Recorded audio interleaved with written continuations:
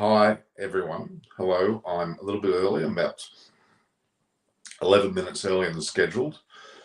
The reason why I have come on a few minutes early, I couldn't wait to start to talk about the Women's World Cup and the significance of what's happening there. Australia has made the final a few days ago. They beat, in fact, it was yesterday, they defeated the West Indies thumping fashion on very easily against the West Indies team, which is not up to it. Australia absolutely thumped them. Alyssa Healy got a century, and it was just a magnificent match. Australia went straight through the final. But today, a short while ago, England played against South Africa, and what was most startling was that, don't forget, England lost their first three matches and were down and out, and it was cutthroat from then on. They had to keep winning. Well, they're now won 5 games since that point, and they're into the final. They have defeated South Africa today by a whopping 137 runs. In fact, they scored 8 for 293 with Wyatt scoring a magnificent 129. And on top of that, South Africa fell apart to be all out for 156. After having knocked many scores over previously, they could not get their act together in a semi-final. They were beaten by 137 runs. And Eccleston got 6 wickets, the best score altogether. Australia will be very hard to beat in the final. There's Paul Newman saying that they probably will be, but England, they've got an Australian coach, I hate to say it, and they won the previous World Cup. So mentally they're in that spot, but they lost the first 3 and they had a massive momentum swing going their way, and they absolutely thumped. They pulverised South Africa. South Africa looked second rate. And I hate to use the word choking, but I'm afraid South African teams, whether they're men or women, male or female, cannot get past a semi-final. Men's, we know the history of World Cups, they have been in numerous semi-finals and choked every single time. Won poorly or won a very close match, but can't get their mental state ready to play beyond the semi-final. South Africa women, exactly the same. They've played in plenty of lead-up tournaments, other World Cups where they've made semi-finals. Individual players have done very well, but they have not been able to get their act together. Marizum Cap, yet again, failed when we needed the most. She's played very well throughout the tournament, won a lot of close matches. Close matches went their way, and I think they won 5 or 6 out of their matches, and only lost the one match against Australia, which they were thumped. And they were also, they had a game against the West Indies, which was a draw, or at least, it was washed out, I believe. So that means that they were basically undefeated. But when it counted, they beat England in the preliminary rounds, and a very close match, and they won across the line, which was magnificent. But in this match, it was chalk and cheese. England were all out. No, they weren't all out. They were 8 for 293. Incredible total, really, in 50 overs for women's cricket. And then South Africa, well, they had to break a record. They've already done that once or twice, past scores of 270. So they're more than capable of doing it. But they were a mess, all out for 156. They're choking us. They're choking South Africa hand in hand. It was disgraceful. It was a disgraceful performance. They looked nothing like the side that had been winning games left, right, and centre. I mean, Shabnam Ismail bowled pretty well, and Marizum Cap bowled reasonably well, but Wyatt was dropped a truckload of times and went on to score 129. Who's going to win the match versus Australia? But Pakistan's ODI. Well, that's what we're going to get to now. This was a bit of a preliminary discussion prior to 8 o'clock about the women's match between South Africa and England today. England thumped them, as I said. They won't be thrashing Australia in the final. England you're talking about.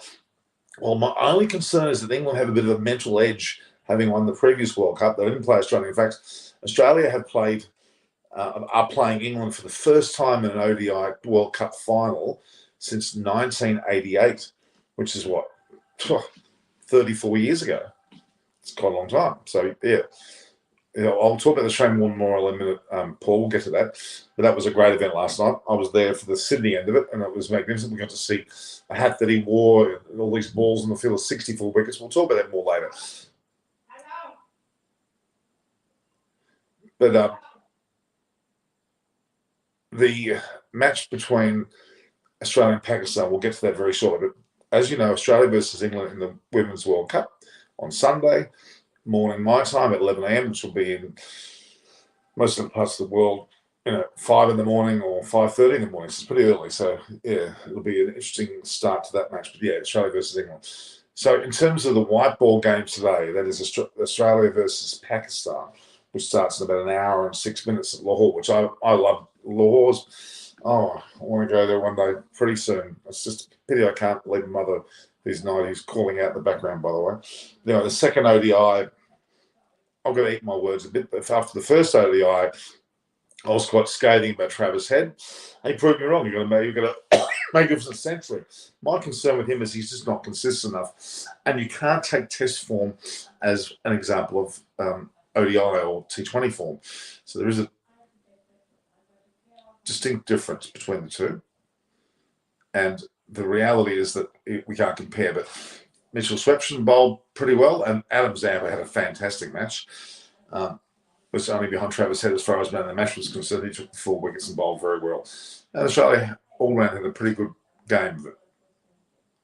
But the reality is that Australia are up against Pakistan again, and Pakistan will regroup. Harris Ralph, I thought, played pretty well, but they'll regroup and they'll come back pretty strong. So let's hope they make a game of it. Hopefully they can get a victory. Why Australia not pick Jai Richardson in the white ball series? I think he's still injured. I'm very sure he's still injured. Otherwise, he would have been first picked. He's not even in the IPL, so I'm pretty sure he's injured.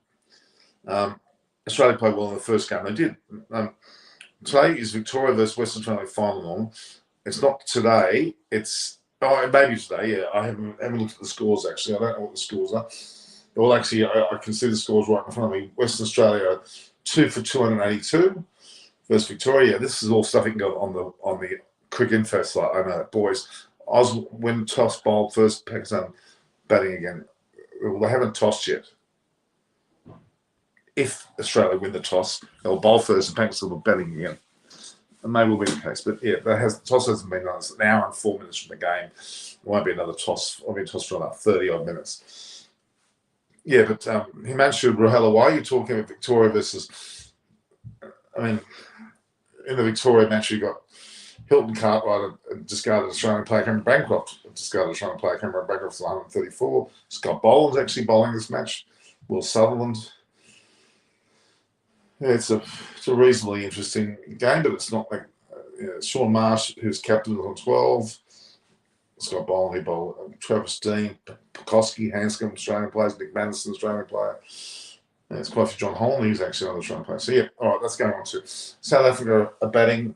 Bangladesh won the toss and chose to bowl, and South Africa are none for 15 there in that match, which is a test match. So we're going around the ground a little bit here. Khawaja's a good chaser, but Khawaja's not in the squad. Simple. Any guests coming on today? Yes. At 8 o'clock, which hasn't yet hit, Mohsin Khan will be coming. Paul, I'm actually about 10, 15 minutes early than I was supposed to. I was programmed to go on air. I just wanted to talk about the women's final because it's just happened. Semi-final. Yeah, so Mohsin Khan will be on there, and some of the Indian, either Baram or Siddharth, or maybe King Gill will come on. Don't worry, they'll be on soon. So South Africa play Bangladesh and Durban. Not a great deal of interest in that one, let's be honest. Good for South Africa's bonus point system on the World Test Championship, certainly, but see how that transpires. But hang on, yet again, go on the Women's World Cup. Get on. Not expected to be there.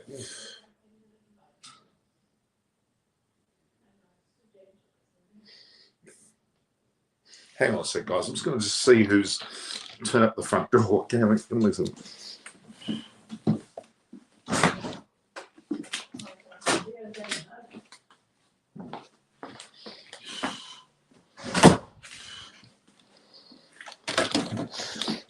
All good, guys. All good. All right. So, yeah, we're going to have Mohsin Sheikh on very soon. Some of the MD contingent, certainly. We might have others on as well. So, this is a important match for Pakistan. They need to get some wins on the board because their whole ranking system for the ODIs is quite low. Can Australia win the T20 World Cup more? Of course they can. At home, they should be one of the favourites. But traditionally, you don't always do well at home. I mean, they did very well in 2015 under Michael Clark. We won it against New Zealand. I've got a feeling on the subcontinent side they're going to do well, and perhaps that'll be India. We'll just wait and see. It is a bit early, but so we also had a major event here in Australia yesterday at the Melbourne Cricket Ground, and obviously the SCG, the Sydney Cricket Ground, was also involved, and I think a lot of other grounds around the world had simultaneous broadcasts of the Shane Warne State Service or Memorial. A lot of his family was there. All of his family was there. All of his guests, a lot of international guests actually arrived. Nasser Hussain and Brian Lara, for example, came. Liz Hurley is one of his former partners. There were a truckload of music guests, but they were mainly overseas, but they were available to record. It was great. Vijay Murgot, hello, Norman. How are you doing? Can you please let us know the score, please? Of what game, Vijay Murgot? You're talking about the South Africa-Bangladesh match because they're done for 16. England women's, they won the semi-final. They got 8 for 293 against a women's South African side who only could muster 156. It was awful, actually. And Lucknow Super Giants are playing Chennai Super Kings. That match starts in 5 hours. That's well away, so we'll have plenty of time before that goes on. Was Pat Cummins at the Memorial? It's in Sydney. There were a number of people in Sydney that were there. Mike Whitney, Gavin Robertson. There's quite a few Australians players who were in the Sydney effort, yes. And many, of course, from Melbourne as well. Like Melbourne had Steve Wadman, Gilchrist, they had Mark Taylor, David Boone, quite a gamut of players actually went to the Melbourne version of it. Glenn Maxwell didn't. He's obviously got married. At his honeymoon, he would have been on his way to his RCB commitments. Actually, who much to if Australia win this World Cup, Stark's big role here. See what Stark did. Yeah, it could well be Stark. We'll see how he goes. I couldn't help myself, Moses. I started already. I've been chatting away talking about the Women's World Cup. How are you, Moses? Everyone knows and shakes here. People have been asking if you're coming and you're here, so that's good. Yes, thank you very much for inviting and thanks for having me from your audience perspective as well. So I'm going to use the tag for South Africa yet again. The women's team, I shouldn't be nasty, were smashing everybody during the tournament. And then when they came to semi-final, they had blinkers on. They got absolutely smashed. You remember you said that 2 weeks ago when South Africa were cruising, and you said they're going to choke, and yet they did. I knew they would. I mean, they're obviously they got some incredible players like Marazan Cap and Shabnam Ismail and a whole range of very good players. But they're too. You know what their problem is? They're mentally too tense when it comes to big matches. They put too much pressure on themselves to win it. That they've actually spent themselves during the tournament, and they're mentally drained and not prepared for it. I mean, I'm sure you agree. I always look at someone who we know from rugby league circles, Wayne Bennett, and people like that. Often coaches, the best thing about coaches is what they should tell their players.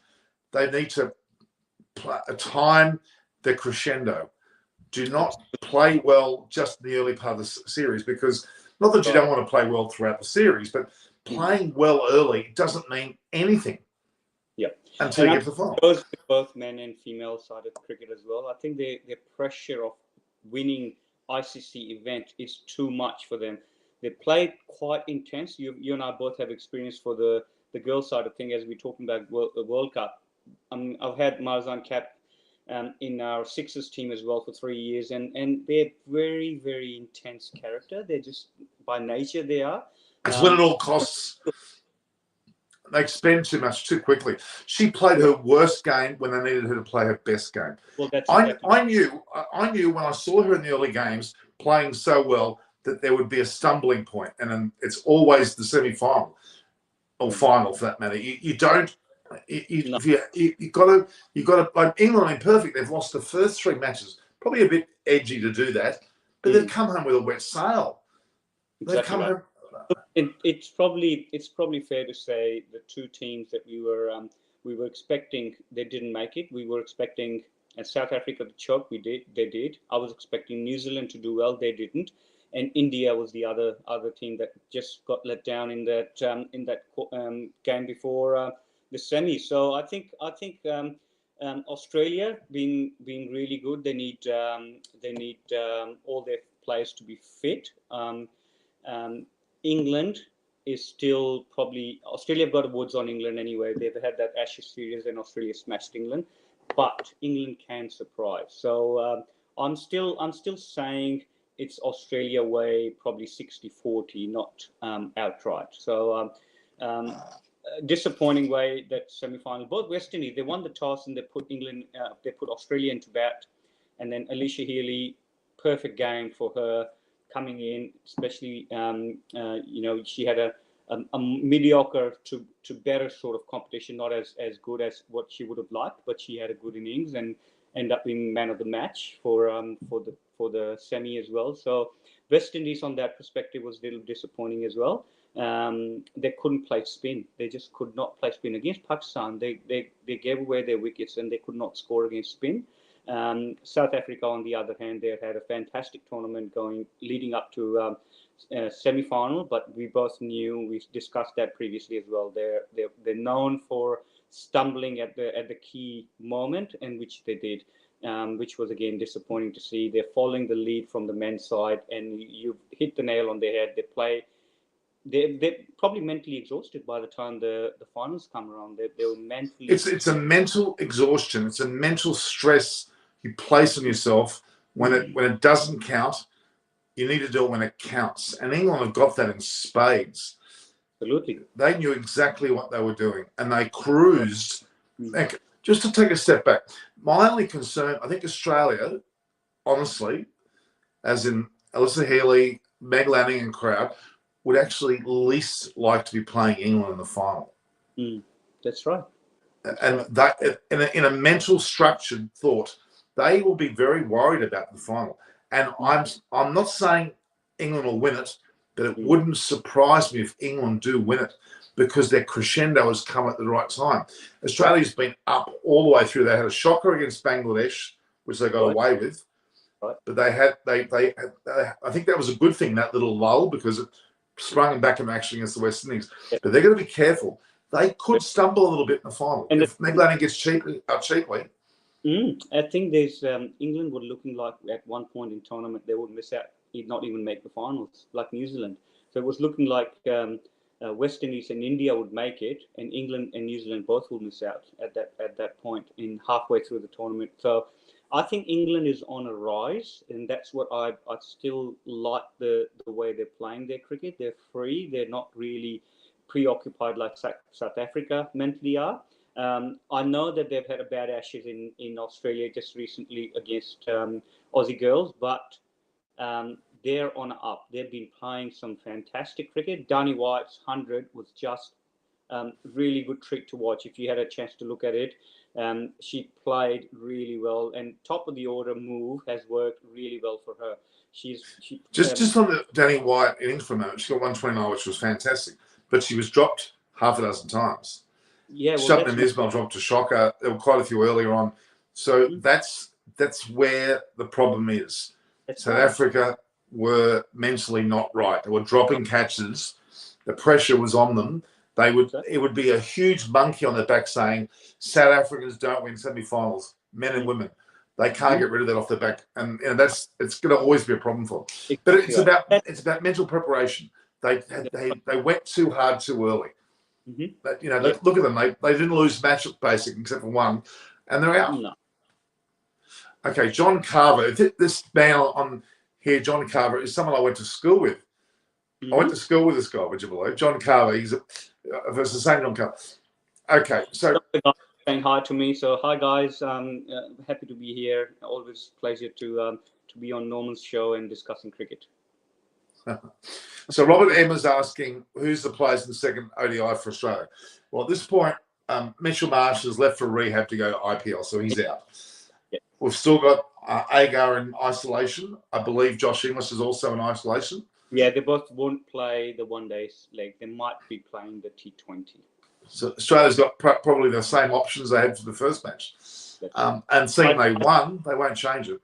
No, I don't see any change. I like Renshaw to play. He's joined the team, but I don't see him playing, especially when you win. And it's mentality, Australian mentality. The psyche is if you win, you keep the winning stock. So I think they'll probably go with the same 11. Whereas I would like to see Barrendorf play today, just a different angle of the ball, same pitch. It will help a bit of foot marks as well. Spinners did get into the game with Schwepson getting, Schwepson bowling well, getting 1 wicket, and then Zampa getting 4 for. So spinners will play a role in the second part of the game as well, even though first part Pakistan spinners did play a role. But I would like to see 2 left armers having a go today. I think the news is Afridi is probably going to be drafted in. He was rested / half injured, so he did had a fitness test in the morning of the game last time, but I don't know whether he'll be drafted in there. There's a strong feeling that he'll play today. So if the 2 left armers are playing, obviously there'll be some foot marks for the spinners on the pitch from both sides, I guess. So I think that would be handy. I'd like to see Pakistan have a better balanced team. I spoke to you about that balance last time as well. They had too many bits and pieces player, and it proved that way. Top heavy with top 4, and then past that there was too many all-rounders or bits and pieces player. It doesn't work. They're trying to makeshift the team with a lot of experiments. They've played. They're sitting 11th. I sent you the ranking as well. They've got 14 1 days before the next World Cup, and they've got to win 80% of them to be able to go climb up above 7 or at least hit 7th. So they're making things difficult for themselves. They've got to make sure the team combination is right.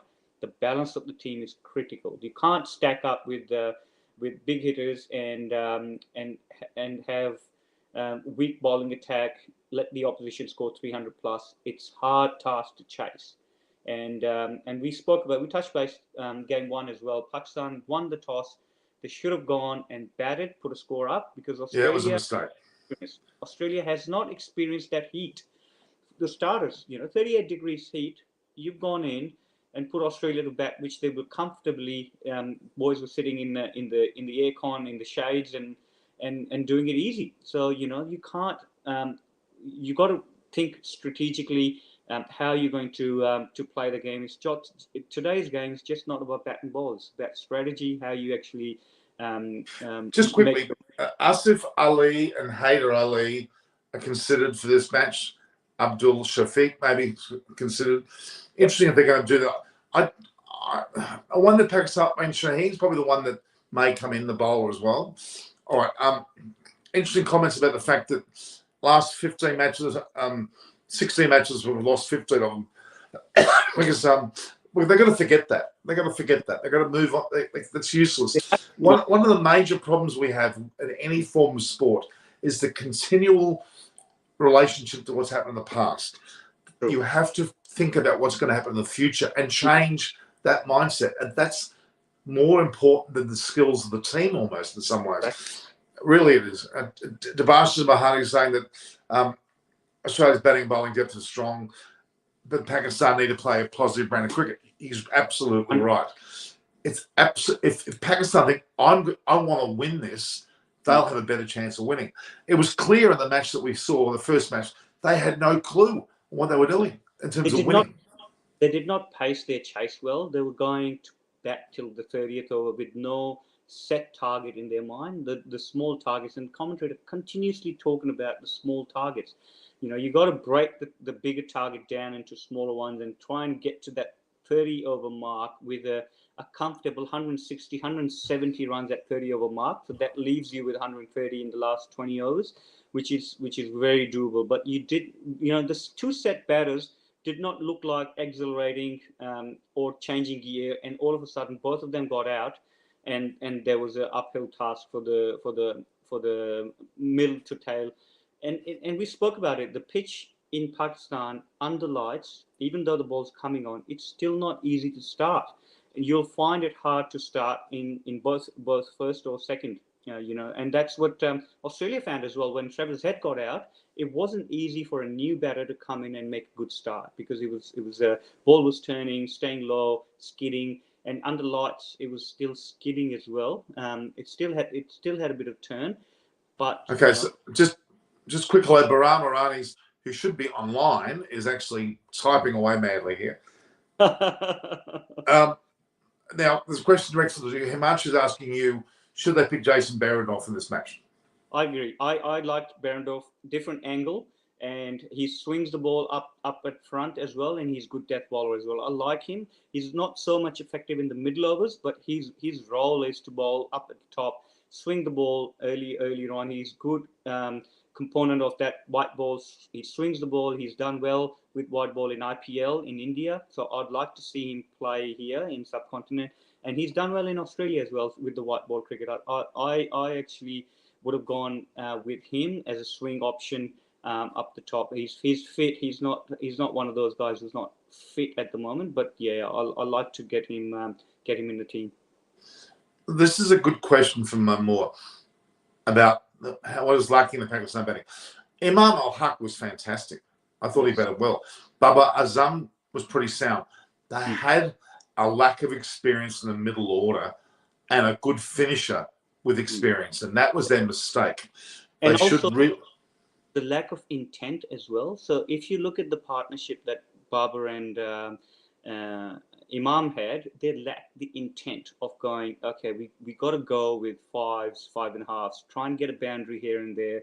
They were very comfortable hitting the sweepers and taking singles. So that intent, that what that did was that put pressure on your batters coming in, like your Rizwans, and then from Rizwan down, they were very many bits and pieces players. That Shafiq is one guy that I said that before the first game as well to you. He's a proper batsman, so you need guys like with a proper batsman to fill up your top 5 or top 6, and then you can have a couple of all rounders who are big hitters as well, who can finish the game, and then you have your tail. But what I saw in Pakistan batting, they lack intent, they lack the experience, and there are too many bits and pieces players to fill out from 4 down to 7, and the balance wasn't right. So I just going, especially if you're sitting 11 on the table, there's too much experimenting. If you're sitting pretty on 3rd, 4th on the table, do whatever you want. Like Australia's comfortable, they're 6, they know that they're not going to miss out on World Cup qualifying, so they can experiment with some of the combinations and whatnot. Whereas Pakistan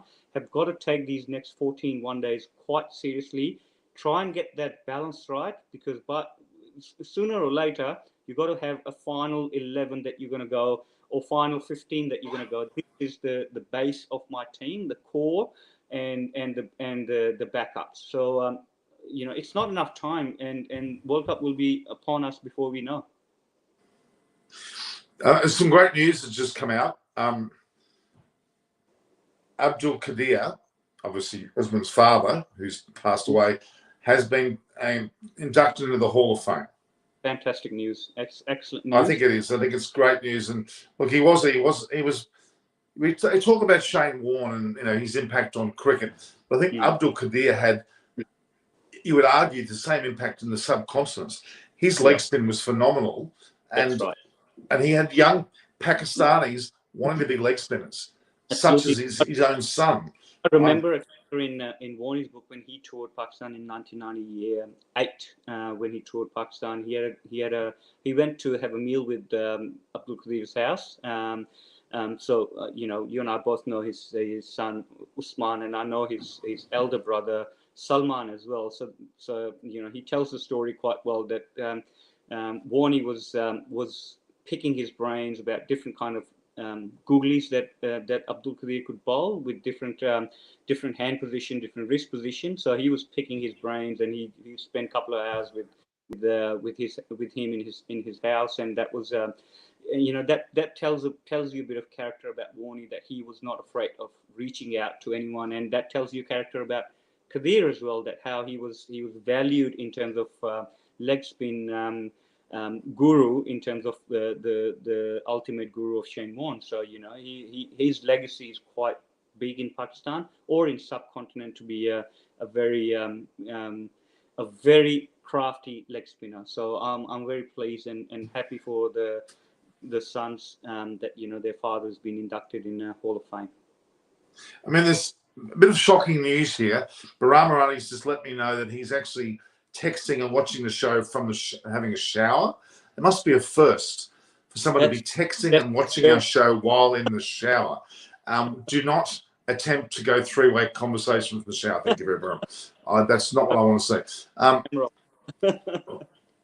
Himanshu Rahela is having a love affair with Mitchell Starc. You know what? I would argue that Behrendorff's a better in-swinging left-arm bowler on his day.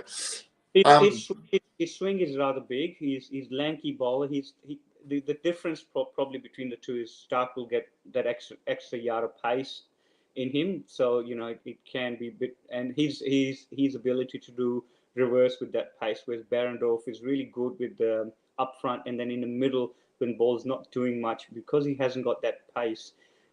He can be hittable, but his role is to bowl up front and then bowl in the death overs, so which he does really well. So I like Behrendorff playing that role, especially when Starc services are not available. So it'd be disappointing if he doesn't get a game or two on this tour. Yeah. Now the big question is whether Shaheen's Afridi's playing. He can make a substantial difference. Well, I spoke to Harry this morning, and he was saying Shane's fit. But he's going to have a fitness test at the ground. Whether he passes that, or whether the management rest him for one more game and then give him last two games. So it'd be interesting to see. So I'm looking forward to. I think they would be in the ground doing the warm ups by now, and his test would be done because they had to go ground few hours early because of the security and all of that. So. So yeah, it's interesting. It would be interesting. It'll be a mental boost for him, I'd say, if he does play. Okay. I agree.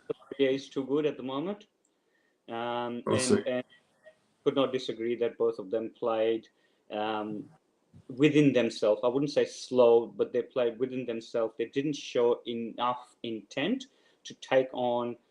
Travis Head, for instance, Head's come in and got into his spell really well and bowled a lot of overs. You've got to be having a bit more intent to take the part-timers or take them away. Same with Shrepson when he came on, he bowled a few half-trackers, bowled a couple of full tosses, but got away because it just went for singles. So you got to have a bit more intent in scoring and putting those bad balls away because they were a bit within themselves and thinking about not losing their wicket, which was actually kind of a negative. I know they had a big partnership and it did work for them, but for team's perspective, you've got to have a bit more intent. Now, Paul Newman is saying Head should not be in the side. I'm going to be careful. That's what I said last time. He went out and scored a century. But I'm afraid to say this, but I will. He could well not score another run the rest of the series. Well, he's done his 100. He's done the magic that he does all the time, score 100 and then make his spot permanent. Ben McDermott looked good. Aaron Finch, people always ask why he doesn't score a lot of runs, but he's such a good ODI and T20 captain.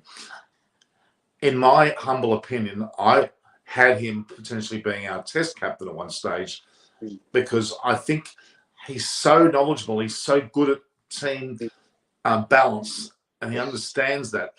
He's an amazingly good captain. And one of his mentors for captaincy is Shane Warne. That's right. Because Glenn Maxwell and Aaron Finch were always in Shane Warne's ear. Tactics. I think you hit the nail on the head. His read of the game is really good. He's always in front of the game rather than reacting. He's always making good decisions. Sometimes it's really out of the box that his thinking is, which exactly. If you remember, Daniel Vittori was kind of like that. Out of the box thinking. Is Vittori in the Australian squad? He is, isn't he? Polling consultant. Yeah, he's touring with the. I can't believe that. Yeah, no, there you go. I can't believe Got- New got a Zealand would allow one of their favourite sons to be involved in Australia. Exactly That's right. But bewildering a little bit. he was part of the New Zealand World Cup consultancy team as well. So He could be a future coach, full coach, who and knows? he could be a bolter. Look, Andrew McDonald, I reckon, is firming. Why? He's got such a good rapport with Zampa, Maxwell, Finch, Cummins. so many of the Victorians. I think he will. I think he will get the main role. Whether Vittori will continue to do consultancy with the Aussie men team, I think it's a good inclusion. I've had experience with him in Brisbane Heat for a couple of years, couple of years that he played and then he coached. So he's smart. And his captaincy, we all know, he was very out there captaincy as well, and out of the box kind of thing. And that's what Finch does as well. So they connect well. And Finch's form, I know it's concerning for a lot of people. It is concerning probably for Australian team as well, that he's not scoring run. He struggled again in the first game, but he's one of those guys. He just needs one good game, and he'll be fine. Whether it is this game or next game, I think he just needs one good hit out, and he'll be fine. I think so. I'm not too concerned. I think he'll continue to lead Australia to the T20 World Cup and also the. Well, Tabas's Bahani's saying that Finch won't be leading him into the next year's World Cup 50 over. He is absolutely going to be the one, unless he's injured. He's already decided, I think. I think so. I think he will. I think unless you have someone emerged as a good one-day leader, I don't think Australia want to burden Cummins with the one-day leadership as well at this point in time, because too many games that they've got to play, too much cricket on. I think Test cricket probably be enough for him. I think they'll Finch for his tactical and his captaincy leadership. I don't see anyone else at this point in time, unless he's at a absolute shocker for next won year. a World Cup only late last year, and he's in charge now. He'll be in charge of the World Cup coming up. Yeah. Unless he does something really wrong, he'll be. I think 2023 will be his swan song probably. So I think he's for his own good. I think his next cup probably could be his last. He's already mid-30s, I think. So by the time that the next year's cup comes about, I think that would be it for him. But I think he'll lead the team to definitely to the 2020 Cup this year, and then next year I'd like to see him lead. Unless, as I said, unless really something drastic happens between now and 2023 Cup, where he's out of the favour, or two, he cannot get a run. I think that would be disappointing for him to walk out of this team before the next World Cup. But yeah, let's see. I like him as a captain. His skills are really good as a skipper. Well, as somebody has just said there, Subhash Chandra Bharat is pretty much on the ball, said he sees Shane Afridi's marking his run out at Lahore. Well, he was in amongst the team last game, so could well be the case. So this morning, I think he was probably disappointed he didn't play the first game, actually. But he certainly was ginger when he was warming up. Yeah, so the conversation that I had this morning, he had a niggle in the knee, and the team management didn't want to risk him for that game, so they better wanted him to rest so that he can be fully fit. And the conversation that I had this morning was that he's fit, but he had to pass the fitness test, which by the sound of it, he has, and he's marking his run up, which is a good news for Pakistan team. I want him to go well this game.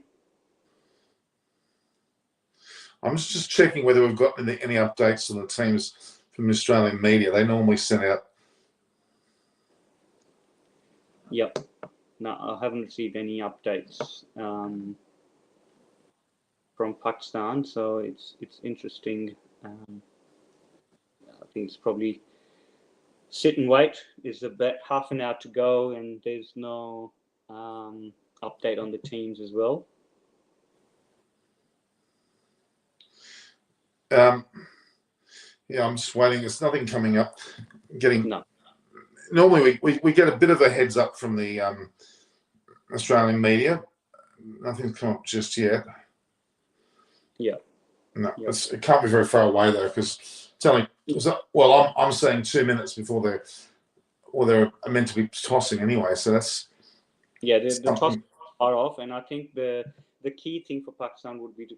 I think they'll continue with the leg spinner. I think he bowled in good areas enough. He's got good wrong on as well. He's nice. He stands. Where are nice. you getting this information from? Sorry. You're getting some information. No, I haven't got anything. No, it's just. Okay, I thought you were making a statement of something that you found out. Okay. No, I was saying the spinners for Pakistan. I think he was good enough, but I still don't like that lanky tail that they played last time. It's in middle order. It didn't look impressive. South Shakil did not impress me at all. He's played 5 one-days for Pakistan now, only one score of 30 plus. His technique is not impressive to continue with him. I would have definitely gone with Shafiq instead of him, and then Asif Ali, and I would be even going with Heather Ali because he impressed me during the PSL. He bats. He's a young kid. He bats well. He's another kid who can make a big statement. So Heather Ali, and he can hit the big ball as well. So I like to get Heather Ali back in. I know he's played a few games, and also like to get Shafiq in. At least you get proper batters in there instead of just too many bits and pieces. And I'll get Pushtil as a 7th, and then my drop would be Iftikhar. He's not your future. And South Shakil. Those two would be my drops. I would drop those two. The Bastards are just asking, can Cummins lead all 3 formats? He won't do that, I don't think. I think he can, but there's too much cricket on. You've got to remember how much cricket these guys play. And if he's captaining all 3, he will be playing 80% of the games. So if he does that, he gets unfit for a big test series coming up. Whose loss is that? It's not worth keeping him exhausted in all 3 formats. It won't happen because he is a bowler and he won't be able to handle the workload on himself physically if he's having to captain all formats. It's not going to happen.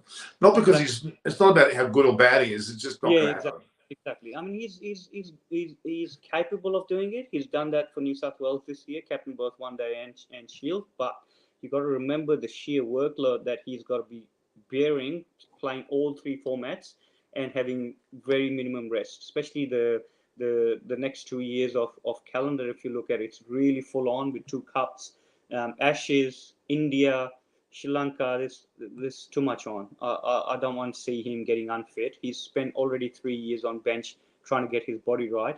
I don't see him getting to that point where he's exhausted. No, I mean, it's not happening now. For example, we've got Aaron Finch and we've got Pat Cummins and we've had Steve Smith and whoever else. It hasn't happened for some time, and it's far too much. That whole calendar is. Yep. So Paul Newman's saying they're bowling first again. Yeah, well, that's. Why are we not getting anything? I still don't like the. I'm not getting the updates. I still don't like the tactic of Pakistan going in. No, it's not coming up on there. I'll just. Yeah. Okay. But yeah. So Paul, where are you getting this from? Pakistan won the toss and they're bowling first. Oh my God, they're doing exactly the same thing they did last time. I'm gobsmacked. Is in there. I'm a little bit gobsmacked. Yeah, exactly. I know you've got Shaheen in there. Australia's going to play the same side for today's ODI match against Pakistan. Yeah. That's just been confirmed by Colin Hitchcock, the media manager. That's been confirmed. So Australia's playing the same team. Yeah, which makes sense. So Pakistan have yet again won the toss. And they're bowling. Yet again have won the toss. And elected to bowl. Yeah. So Fox is saying the same thing. So yeah, so it's again, I'm failed to understand the tactic. Pakistan should be brave enough, win the toss, bat, score 300. Show the other teams some intent. Show the other teams that how they're capable of putting a big target up. You can't be just chasing all the time based on the venue stat. You know, I know everyone is really big in looking at venues and the stats, how the pitch play. You got to look at the opposition as well. Opposition has only played one game in that venue. They've only played all of them. There's no player out of this 11 that has played PSL, and there's no player that has played in Lahore. So why wouldn't you test them in the heat under 38? There's 38 degrees today. Why wouldn't you put them in heat and get them tested? Hassan Ali's out for the word. So Shaheen is replacing Hassan. I would have still replaced Wasim and Saud Shakil as well. I don't like a bits and pieces player just to make shift. Shakil has done nothing in the domestic cricket as well, and so Wasim. I was telling you about. He's got big rats around the domestic, but he hasn't done much in recent time as well. So I'm still favouring Australia to win this one today because Pakistan have not learned and they haven't got the balance right. Has it been confirmed that Shaheen's in and Hassan Ali's out? Has that been confirmed? I don't know. The team. It's only that Pakistan won the toss and will bowl again. Yeah, that's been. Yeah. But even if that's the case, I'll still be disappointed to get. Very, very poor communication today. The manager is not on. The media manager is not sending the updates. The other thing that I was disappointed last game as well, that Haris Rauf only bowled 8 overs. Yeah. He bowled 150 clicks, ended up bowling 8 overs. It did not make sense. You know, you got to bowl your ace bowler. That might have been a bowling, it might be a bowling, what's the word for it, mark up with the overs, because I don't think they deliberately did that. No, I think, and could be the overrate as well, but still, it's disappointing to see, Harris only bowling 8 overs. So teams still haven't been updated and Shubhas is saying that it is confirmed that Hassan is in and Hassan is out and Shane is in. I agree with one of your questions is if Baba wins the toss and he doesn't want to bat first.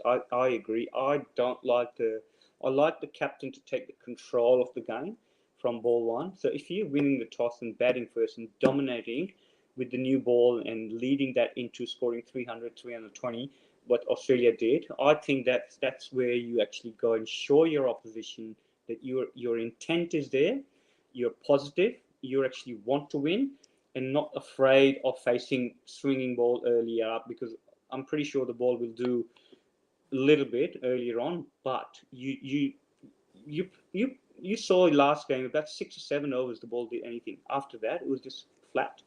So why not take that lead and go out and show that intent and go, look, come on, we're coming after you because we need to show that we want to dominate in our home ground. But if they let heads off the hook again, I think he'll score another 100. He's got nothing to lose. He threw his bat really well. He played cover drive really well. He cut really well, which he's famous for. All of Australian domestic, they know that he drives well. They know that he cuts well. They know that he pulls well. Why wouldn't you bowl tight, the off stump line, tuck him in, and get him out, get him nicking the way you bowled in the test matches? You know, it's just didn't make sense how the tactical blunders actually cost them the first game. Now look, okay, Hassan Ali is not the same bowler. He was pretty ordinary in the Test series. In fact, did he take? I think he barely took a wicket in the Test series. He looks like someone's played around with his run up and told him not to come running in so fast. And he seems to be overly conscious with his speed running in, and it's affecting his line of length and his general pace as well. So here we go. So the Pakistan teams are here. Fakhar Zaman, Imam, Baba, Rizwan, Shakil, Kushtil, Iftikhar, Shaheen Shah, Afridi, who is in now, as we know, Mohammed Wasim Jr., Zahid Mahmood, and Haris Rauf. So that's the change that's been made in Australia is as per program. So Interesting. I like Zayden Mood. I think he bowled well for me. He varied his pace quite well. The dismissal of Carey was very interesting. He really slowed it down when he was going after him and reversing him. He slowed it down to mid 70s, and Carey was too early in his shot and got beaten and got bowled. He mixed his pace up really well. And on a last ball, he went for a six to ruin his figure to go 50, but he was under 50, under 5 and over, and I think he's done his role well. Whereas Iftikhar, Saud Shakil, Wasim Jr. still, my thinking is that they're experimenting too much against the team that is well settled and winning. So you got to find the right balance. Unfortunately, South Shakil for me is not the answer. He's not the answer in the middle order. Um, you got to find another number 5 with a bit more intent, and you got to find number 7 who can finish the game. And I think Asif Ali could be the finisher. See, people talked about Travis's head century and they went all gaga about it. No one talked about Imam getting a century as well. Now, Exactly. I think that was there was not a lot of talk in the, I mean, Pakistan will beat them soundly, Zambal will, and Travis head century, but Imam Al-Haq also got a century.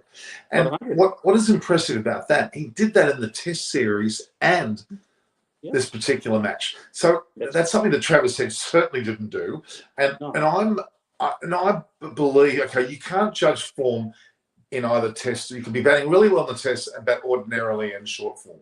But Imam Al-Haq has just proven that he can do it at both, and he's a real star. There's not a lot of players that can do that. Other than Usman Khawaja maybe could have done it. True, Uzi could have done. I think his technique is sound enough for him to open the batting in both Test and One Days. He's got a sound head on his shoulders. He can read the game. I'd like to see his intent was actually better than Babar's when he was going on. He was nearly at 80 strike rate, and he continued to push before Babar got out. And he was prepared to take the spinners down. So I like his intent. I like his approach to the game. He read the game well. He batted deep to get his 100. And his conversion rate in one-day cricket is really good. If you look at his record, his conversion from 50s to 100 is really, really impressive. He's already got 18 runs over 50. In 42 one days or something that he's played, his conversion is really good.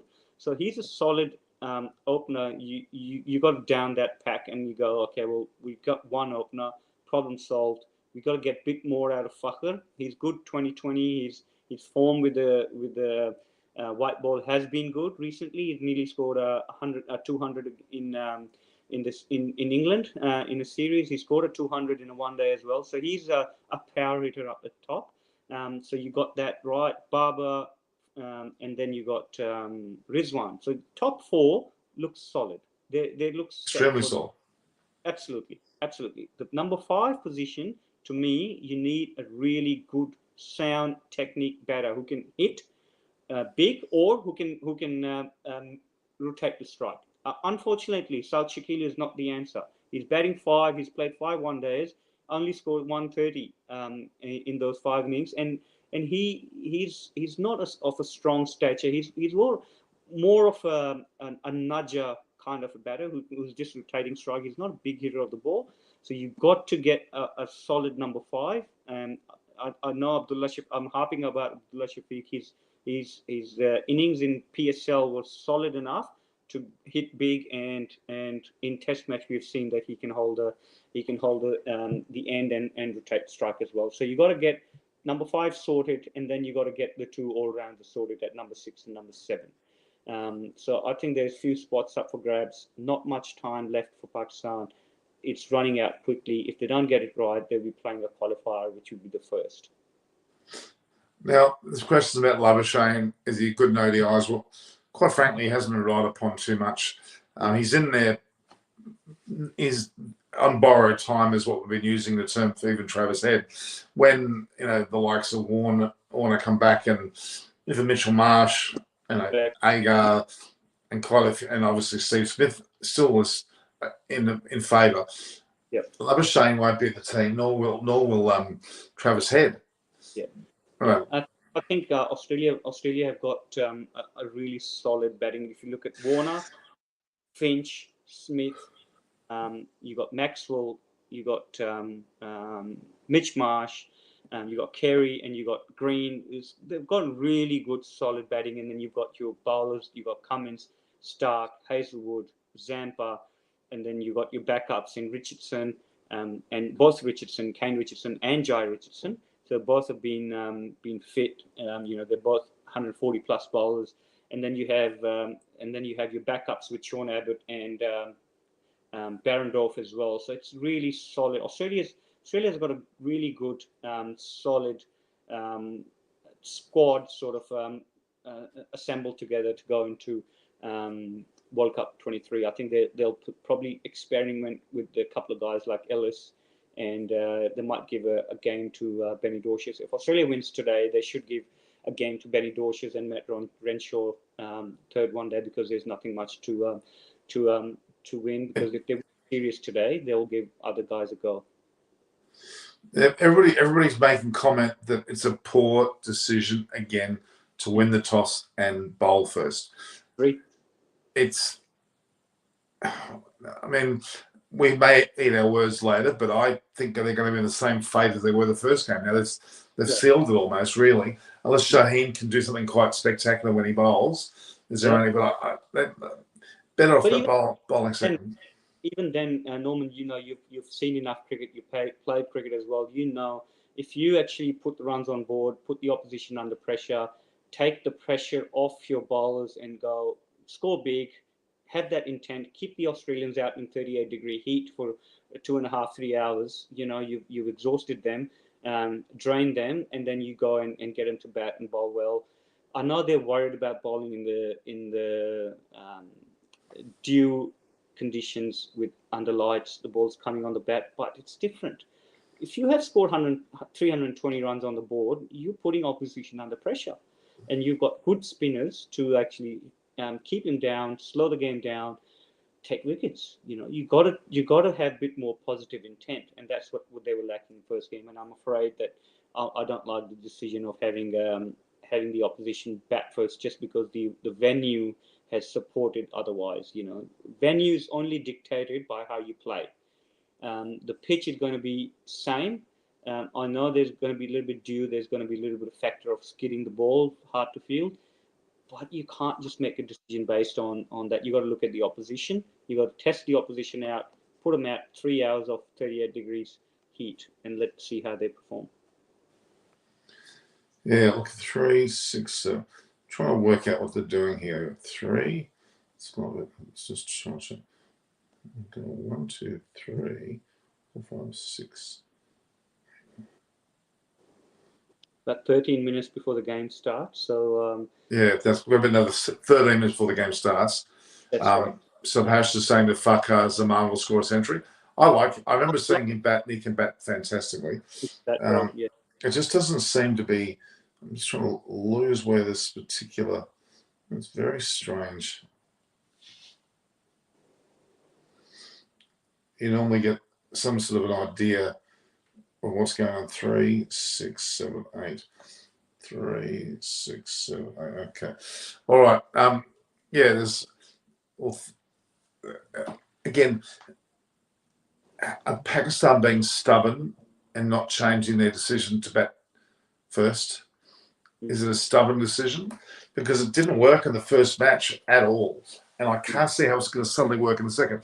The only hope is if they get if Shaheen and Harris Ralph go into it. Is it exactly the same wicket? I'm guessing it is. I think it is the same pitch. They've had the second pitch ready for the next 2 games. So they've got if you look at the block on the left-hand side, they had another pitch prepared for, they had it shaved last time. If you look at the thing, they had other pitch prepared, but they didn't have 3 pitches prepared. So I'm guessing it will be the same pitch, a bit of water, a bit of rolled. So I don't see anything, and that actually gives me a bit more, trouble thinking of why would you go and play on a pitch that's batting second means your 4th innings on that pitch. Why would you want to test yourself in a condition where if opposition scores 300 plus. Last time they were looking to score 350. You pull them back to get 310, 313. If this time that you don't pull them back, Australia will score 400. The way they were going, at 30 over mark, they were 205. So what they say in modern day cricket, you double the score at 30 over mark. So at 30 over mark, if Australia didn't lose the wickets between the 30th and the 40th, where they only scored 3 for 36 in those 10 overs, if Australia bat through that period, they'll score 350 plus easily. So imagine chasing 350 on that pitch where you couldn't score 315 in first game. So it just doesn't make sense. It's just a negative approach for me personally. It is a defensive approach. You want to see what you're chasing and then play accordingly. I think you got to be taking the lead and having that intent. I think I've said that quite a lot of times, and your audience will be sick of me saying that. I just don't like a defensive approach in one day and 2020. No, you're not defending anything. You're actually losing. It's the loser's approach. You should only do that when you're desperate, not from the outset. And if they batted first, so much could have happened. They could set the tone of the match, put pressure on Australia. Because Australia are a bit raw down towards the end of their innings, they could be under a bit of pressure. Travis Head would be not as free in his mind. He walked out there and just went for it. Someone's told him, Andrew McDonald probably did it, and said, right, just go for it. Don't be concerned. I think let's just go for it. Hit everything out of the park. And he did that and it worked. Everything went his way. And it made it look very easy for him to do that. So, it's good coaching. What I know about Andrew McDonald is he's very closely connected to Glenn Maxwell, Aaron Finch, all the Victorians, quite frankly. He's got a very strong rapport with them and is well liked. He's well liked. If Andrew McDonald's involved with the coaching, he'll keep those players, the core players, in there for as long as he can, and that's probably a good move. And he probably did free Travis Head's mind up for this match, I reckon. Comes from Victoria. He's come from that era where Victoria was winning nearly everything, and I know because Chippy was Victorian coach at the time when McDonald's was playing. He made his debut in that era as well, and Victoria were winning everything. They're winning Shields, they're winning one days, they were winning the domestic 2020, which was before Big Bash anyway. So he's come from a winning culture. He's a really smart coach. He motivates players really well. He connects with them because he's played with a lot of them at his twilight of his career. He played with a lot of those young guys in whether A series or whether with Victoria and whatnot. So he connects with them really well. He's very modern coach. He's not old school like Justin Langer, where if things don't go his way, he would get angry and he would throw things and whatnot. Andrew is not like that. He's very calm. He's very collected in that approach, and his manner of his feedback is very very modern. He's very one-on-one basis. He gives players respect, and hence you heard a lot of players coming out and said, look, how good Andrew McDonald's been. And even Cummins, upon arrival in Australia, he said there's a lot of credit to be given to Andrew McDonald's about Test series victory, because he was really a really good planner behind the scenes, and he kept the change room environment really friendly and very happy environment. And you would see when Langer was in charge, and there was camera in change rooms quite a bit of time, and Langer was intense. He would get angry. He would get, when things don't get his way, he would be a bit louder, and modern day players don't like that. They like to be treated a bit more with respect, and I think that has gone the days where you could be a old school master and force your way into place. It doesn't work anymore, and that's probably why Langer lost his spot quite early. So, if Australia win this ODI series and the T20, is that going to help cement the posting for Andrew McDonald? Is he the favourite to get the job? I think so. He's won the Test match series. If he wins the one-day series, I think they'll go with McDonald's. I don't. As you remember, they were going to announce the coach in the middle of the Test series, but they didn't. And that gives me the indication that they've gone, okay, well, let's see how he goes the whole series. Let's see how he comes back and goes to Sri Lanka. I think they will not announce officially, but unofficially, I think he's the coach.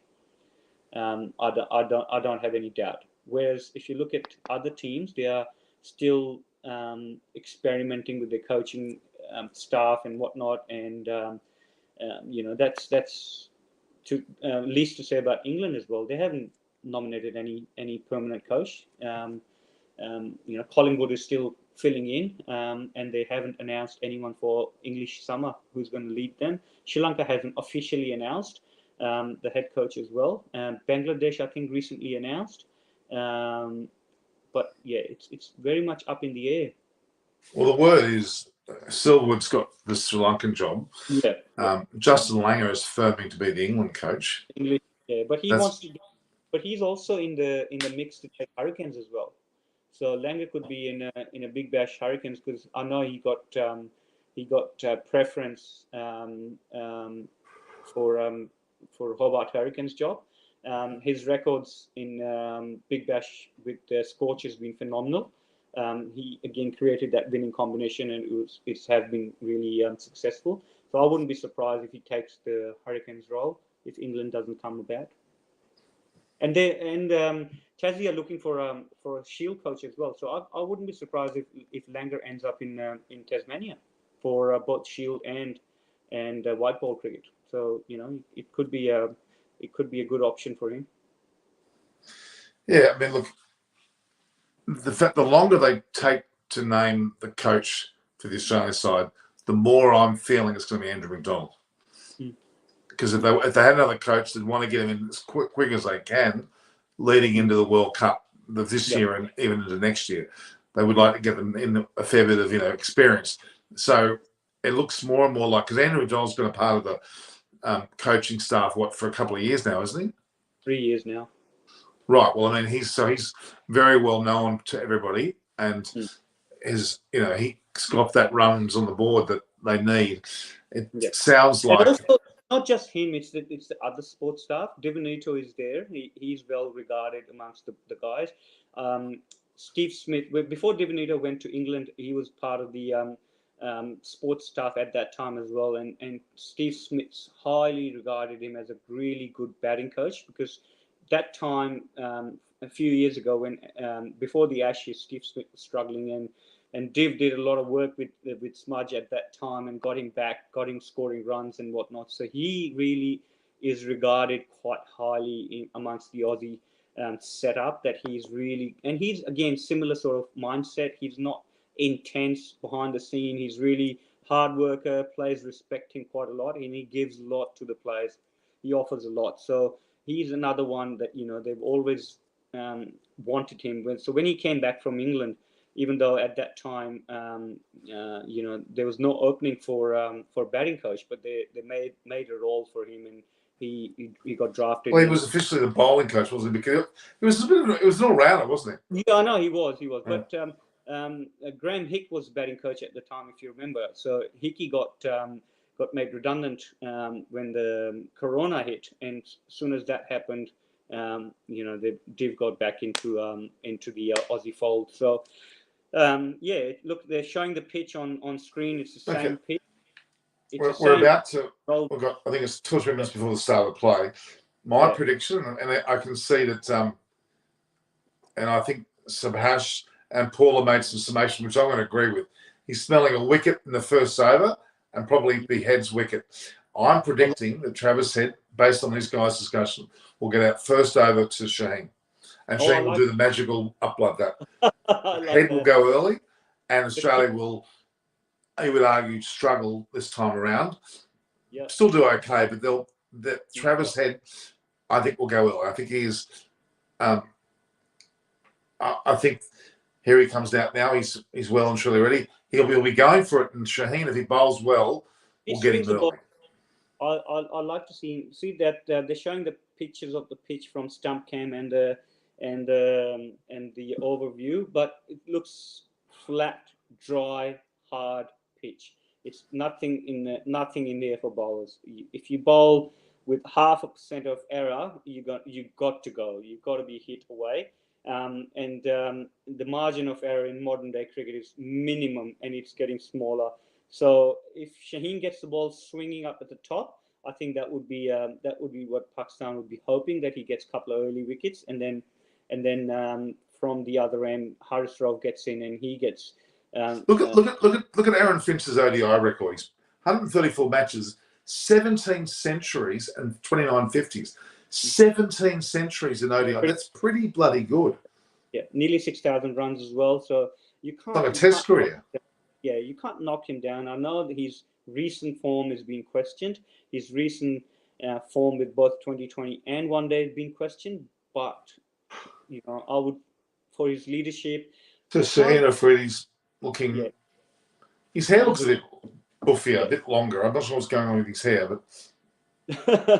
Look, I was just making a point about when Mark Taylor had a bad run. We carried him for 2 years just because he was the best captain available. He struggled in the 90s, late 90s, and then he went to Pakistan. He scored that 300, the famous 300. But before that, he was struggling. He struggled in England. He struggled at home. 2 years that he really struggled, and I mean, before he went to Pakistan, he didn't have any significant run under his belt. But the Australians know if they've got found a good leader who can get his way around and lead the team well, they stick with him, and that's what I see with Finchy as well. At this point, I don't see. I can see vultures circling. I can see vultures circling over the same. That's usually a bad sign for the batters. One taking it away. So Paul Newman says head scores 100, then fails for the next innings. I'm sorry, I totally agree. We'll see now. Here we go. Shaheen's bowling his first ball, 2 head. Oh, Jesus. And he went through like, if that was on the stumps, he was out. That's what the point was. I'm afraid you already get a tone of the innings by that. That was an awful shot. And a little bit of swing. What was he doing? Yeah, he's searching for the ball. And that's where, his bat and pad gap, if you look at that, it's massive. That was all over the shop. Exactly. The other game, boys bowled away from him. He's tighter around the off stump. He's not tighter around the middle and off. Where Shaheen bowled that just a 4th stump line, he was fetching for the ball. If he goes 3rd stump line, he'll be cleaning him up, because the fact is he looks for that cover drive, and that's what his strength is. He wants to play cover drive. He wants to cut the ball. He looks for the width. And any width that's given fuller or shorter, he'll lash on it. So I know Shane. Well, he's got away with it so far. And that second ball swung as well. It just had pace, and it still swung. So it's swinging away from him. It was a little bit fuller, but still inviting him at that line. I think it's good.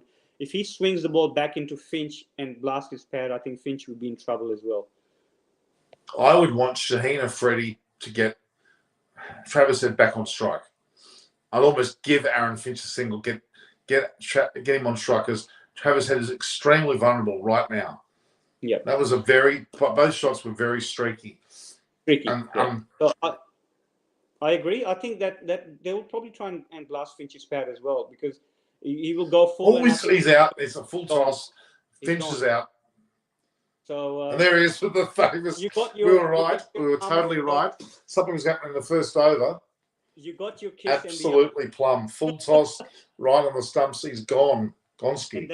That's missed by pace. It's not missed by swing. It's missed by pace. And that's showing how your bad form continues. We talked about Finch is struggling to find the ball. And that full toss, just straight angling into him. He missed the straight ball. Hit his it swung too. It swung big time. It swung. But it swung big time. Yeah, he didn't spot the ball well. I think that's where he was gone. He was clear. He was gone for all money. So this is it. So Debash is saying he always agree with you. He doesn't agree with me. Debash is not a home. Look, I'm Aaron Finch. We could see 2 or 3 wickets, and it deserves it. I'll start disagreeing with you, Norman. What? You said I always agree with you. I think I'll start disagreeing with you. See, Labuschagne will be very, very. Is Labuschagne coming out? Yeah, No, it's no, that's been McDermott. I think it's been German. McDermott going on. Yeah, I like to get heads now. Ball swinging away. The thing is, the ball is swinging because it's new. Travis Head had no idea that first ball. Absolutely no idea what was going. No, It's I chalk think and cheese. yeah, swinging ball earlier on is hard to play with pace. If and a Freddie's ball, both of them 140 plus clicks. Earlier on, when your feet not moving and you're not spotting the ball well, which Finch didn't spot the ball well, he fall over his off stump. His front foot didn't get out of the way, so he had to play around his front pad, and that's where he was in trouble. And I think that's where Look at the vultures. Look at the vultures. The vultures are circling. The vultures are. time. So I think it will find it hard for earlier on. Well, he's just trying to bowl another full toss Yorker.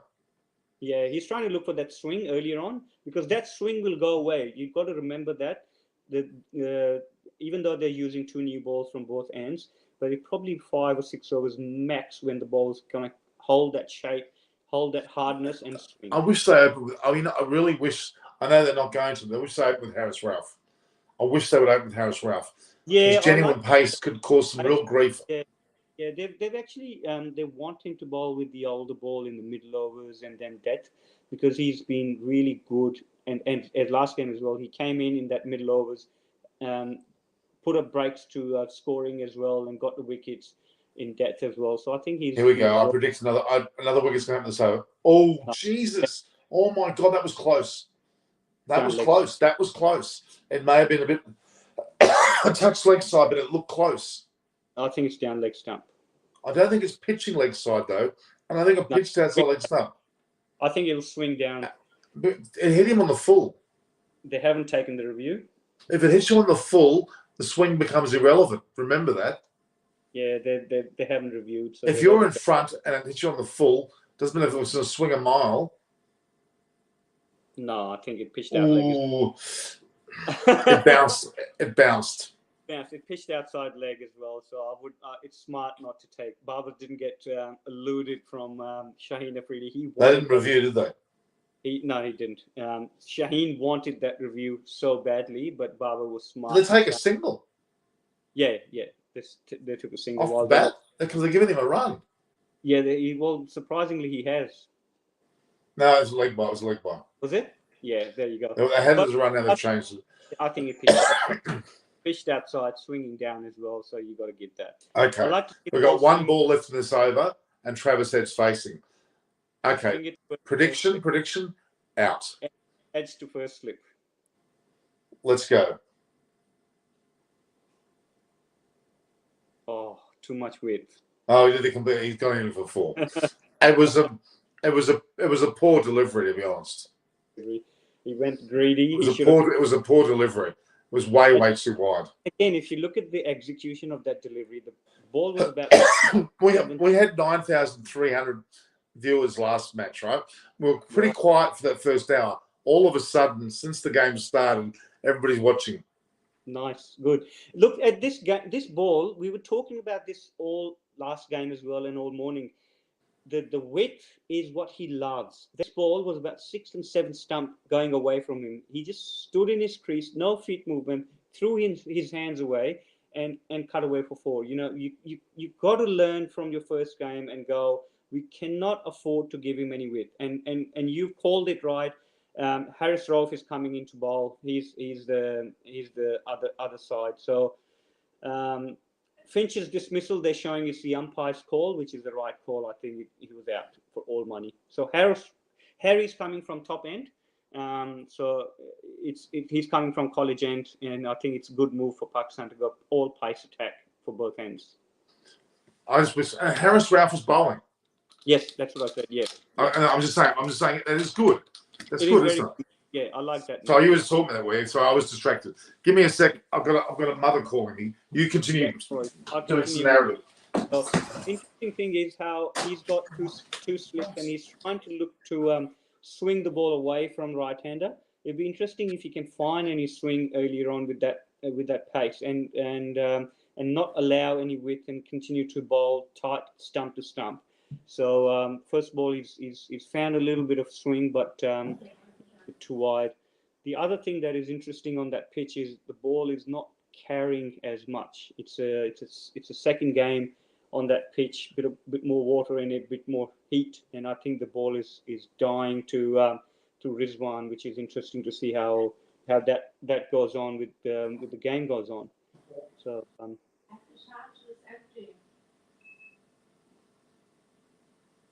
pace is up, which is interesting. He's bowling at 140 plus, and so was Afridi bowling 140 plus. So I think that's a good sign. The pace is up, but the thing that I'm not liking, Norman, what I was saying. People saying Pitt Finch's passing his best. Not as a captain, he's not. And we've got to remember, sometimes a person who's the best captain should actually be in the side, regardless of about being the best batter. Yeah. The thing that I was making a comment about, Norman, the ball is airspeed is good, but it's off the deck. It's poor carry to the keeper. The ball is not carrying to the keeper. You see Rizwan's taking the ball on the bounce, even though it's 42K delivery, he's just bouncing to him and he's stopping it with his pads. It's just, one of those pitches that it's going to die over the time as well. So you got to use that new ball to the best of that time, pitch it up, try and swing the ball, attack the stumps. That's critical. They haven't attacked the stumps in first game, and this game they're a bit better. He's safe. You know what's wrong with Harris Ralph at the moment? He hasn't got that mongrel in him. He's not as, when he's a little bit more aggressive, he's even better. When he becomes a bit too controlled, he's got to have a bit of I don't mind him bowling a loose ball here or there if he's coming express. His job should be to bowl as fast as he can, because he'll top 150 and the batters will not be ready for him. That's right. The difference. His pace is extremely important. Pace is up, yeah. So he's got to keep that pace, hitting that hard length earlier on. So he's bowling accurately at 142, right? He's bowling accurately 142. He needs to set it up 10 Ks. I think he will. Probably his first over, you've got to give him that he's getting into his spell. The interesting that I want from him is no width. You remember bowlers in first game offer width. Shaheen Afridi in first over last ball offer width, and that width is actually causing them to score runs. We conceded too many boundaries in first game. I think Pakistan don't want to concede too many boundaries this game, so they will have to bowl more tight lines and harder length. And that again is better. It's fuller. It's he's a bit fuller, but I'm glad he's opening. But I'm glad that we were talking about that last match. I know this reverse ball, older ball stone, but he's too good not to be opening bowling. For the BBL, he opened the bowling, didn't he? On occasions, he did on occasions. Yes, he did. For Stars and even for Lahore Qalandar, he's opened the bowling at home. So it's a good start for him. Maiden over, first over. Look, this is a great start all round. They're only 1 for 6 after 2. This compared to the last innings, they were already several fours, weren't they? Yeah, I think get a wicket off head here. I think that would open up a bit of an opening for next two batters to make a solid start rather than a quick start. And look, the aerial view, it's just beautiful. That whole area. When you get an opportunity to go to Lahore, Norman, you got to see the hockey stadium, the soccer stadium, and the cricket ground. It's just a treat to watch. In the mere 10 minutes of the start of this match, we've had about 3,000 people join. Nice, excellent. Before that was very low, and suddenly, boom. Yeah. I like it. I like it. Congratulations. I mean, 9,000 we had, 9,300 last minute. It's intriguing how it goes. I mean, look, honestly, Moses, thanks to you, we've got great conversation. We've got great comments. Paul Newman, Faith Fury, Tabashas, they throw in some good comments. Some of them we don't agree with. Yeah. No, the audience. So, like Tabashas is quite nasty. He says Finch is past his best. Well, then, if that's the case, Warner should go, Smith should go. We should get rid of the whole bloody lot, including except for Usman Khawaja. No, I like his comment. Aaron Finch is an incredibly important captain. We have to remember, guys, his captaincy has won a World Cup. Tell me any other country that won the World Cup? No. So their captains can go and go and talk to the wall, because our captain was singularly responsible for that World Cup. I think Justin Langer, forget he had nothing to do with it. I'm sorry, he had absolutely nothing to do with the World Cup winning. It was Aaron Finch, purely Aaron Finch. I hear what the guys are saying, and I understand, because we've had Finch being very successful with the bat, and he is struggling. In all honesty, he is struggling. If Australia find another opener and they would decide that time is up on Finch, I don't think it will. That captaincy alone will save him. So I think Finch is worried a little bit, as he's given up red ball cricket, as you heard him last Shield game against New South Wales. He played that last Shield game and he said, "Look, I'm not going to make in a red ball cricket, so I might as well hang up my boots and try and concentrate on white ball cricket." But having said that, he's still struggling to score runs. I know his captaincy is very well regarded. He's a very smart captain. He's had a bad season with Big Bash. His team in the Big Bash didn't do well. He stepped down as a captain for the Renegades as well. He'd given up his captaincy. He just wanted to play as a player. If this team finds another captain, I think Finch will find it hard to continue. I liked him to continue till 23 World Cup, because I think he's a very, very smart captain. He reads the game really well. He's always ahead of the ball, but his batting definitely would be worrying him. If Warner comes back, Heads continue to score runs, there will be a lot of pressure on him to go whether I'll continue to open. Hang on, you suggested Trevor said maybe a new opener for Australia. Oh my God, that's a hell of an assumption. I'm sorry. No, don't go there, please. He won't be. No. I mean, Matthew Wade, for example, was constantly being put back in the Australian side. Where is he now? He's banished. Yes, and he should be. He's a good 2020 player, but I wouldn't see him play. You know, I would like to give Carey and Inglis a bit of a run. And look, Inglis has got to come back. He's another opener. He's got to come back. Well, then if Travis Head opens the batting in the ODI T20 market, then he shouldn't be playing Test cricket. No, that's my pick. Test cricket, I 100% agree. But you got to remember, Travis Head scored a double hundred start of the season as well against Queensland with a really good bowling attack. So his one-day form is not bad. I know he's not consistent. We have seen that many a times. He's gone in, scored a big 100, and then nothing. He scored a big runs, and then nothing. So, you know, it's interesting. Again, this over, if you look at just this over summed up, Shaheen has actually bowled fuller, and he's attacked the stumps. He didn't offer any width, and that's why it's gone quietly. So long as they're attacking the stumps with this new ball, the ball is swinging still, both sides, more so from Shaheen's end, but the other ball, it hasn't swung much. But Harry has bowled a good over, nice and a tight line and a good length as well. So let's see how he goes on with this. And he started off well with the hard length again. And that's the area to bowl in Lahore pitch, that first class length and no width. So it's forcing the batsman to make something out of nothing, try and force them to hit a shot rather than you presenting them or gifting them that ball. So McDermott has played last over as a maiden, and this over started well as well. And even for Travis Head from the pavilion end, Shaheen bowled tight over as well. So let's see if they continue to keep it tight. Threes and fours is probably going to be the likelihood of run rate earlier on. Spinners can get in the game really early.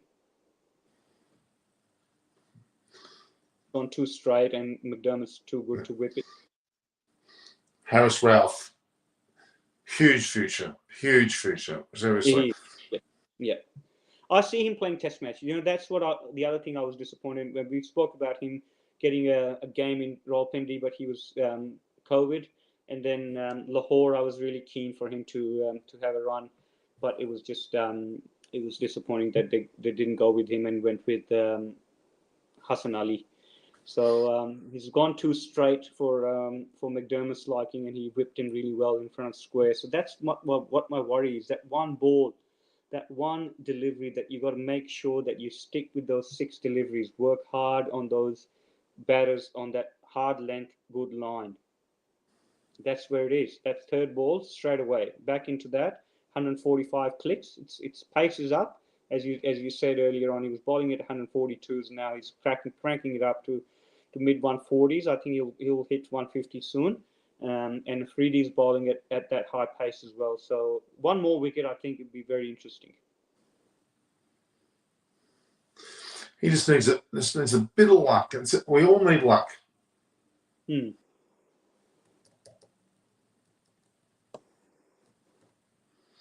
Don't let me stop you. Oh, there you go. That ball got stuck in the pitch where McDermott wanted to pull that ball hard.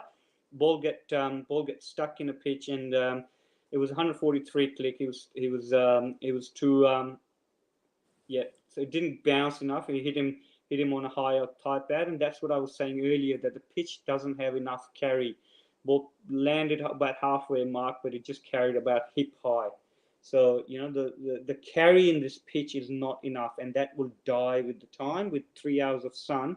And that actually validates my point of Pakistan batting first, and they should have gone in and put a big score. But now that they've got the Aussies batting, they've got to make sure that they keep them around 260, 280 at top. Okay, Paul Newman has talked about Scott Bond being a one-day bowler. He has played for Australia in one day. He has. Before he was a test player. He played a fair bit. Yeah, he's been good with the white ball. Recently, I don't think his numbers been good. His 2020 numbers are still good. He's still playing with Hobart Hurricanes in that Big Bash. One day he hasn't played much for Victoria, but I like him. I like his approach. He's really that spot bowler for you. What Hazelwood does for you, he can bowl on a dime all day. So I like him. And again, as Haris Rauf in Test cricket was disappointing not to get a run. I think Beryl was another one that was disappointing not to get a run.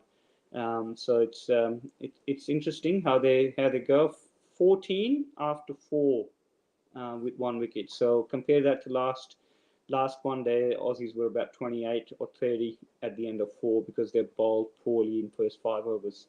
So interesting how this spell from these two spearhead go, and what follows. You got to be really careful what follows your outburst from your first 2 bowlers. What follows is important. But Shaheen, this over from Shaheen, this is his third. I'm not an expert, but his first and his third overs in any format are usually his ones where he gets wickets. He usually gets one early in the first over, sometimes even 2, but it's his third over when he's got his rhythm going. And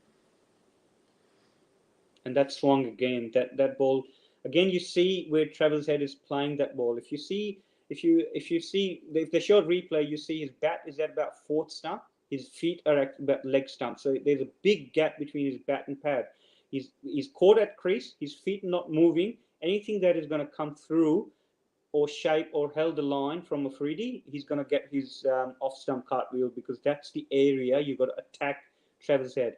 When we set up plans for sixes as well, playing against him or for New South Wales, we always talk about attacking off stump, because that's where he's really vulnerable. So that was a short delivery again from Afridi, and he cued that ball and hit the umpire. So it's interesting if you see that replay, Norman. Oh, it's a pity he didn't get a hand on that. I thought he was cleaning the umpire, but it just hit the stump. So he cued in the ball, and it could have gone straight in Afridi's hands. Little touch, bang. Exactly. So it's just interesting little things. They've got to keep attacking stumps. So this is the reason he'll. It's opportunist play. You've got to have that opportunism. Absolutely. You've got to make him play false shot, and that's where your opportunity will come. He's just whipped that one from middle and leg. I don't mind that, attacking the stumps. Ball just gone a bit too fuller. I don't mind that. I'd rather him hitting across the line than driving me through covers, because that's his bread and butter. But see, Travis Head playing a streaky. He's playing good shot here or there. I'm not knocking that, but he's very vulnerable to a dismissal. Very vulnerable to dismissal. Exactly. And that's again uppish towards mid-wicket fielder as well. Just bounced in front of him and just hit the practice pitches and then carried on. I like that line of attacking the stumps to him. And that's where it is. Perfect. So if Freddie gets Travis Head here, I think we are in the business. Yeah, I mean, I'm just giving some commentary from some people. Some people are going on my Twitter, Instagram accounts, and I'm having to. People saying, "Why am I not replying?" I'm having to tell them that I'm live on air. Yeah, get them to come and join us. Okay, it's okay. So, if there is anything in the wicket, Head is vulnerable. It's true. And look, he's played some good shots, but that very first ball, it leaves himself open. Okay, that's the way he's playing. It's not unlike Warner, to be honest. And that against attacking the stumps, freaky single. Pakistan fielding is usually very, very good, but they're not hitting the stumps off enough. They're throwing early. There's one thing about Australians and their throwing. They generally are very. It would have been close to out. So they need to get a baseball coach in there. Yeah. They really need to hire a baseball because they are, as you know, stupendous. They're the best for fielding. We've had coaches in Australia at academy and with the state school. Remember the guy Australia had, the old guy. What was his name?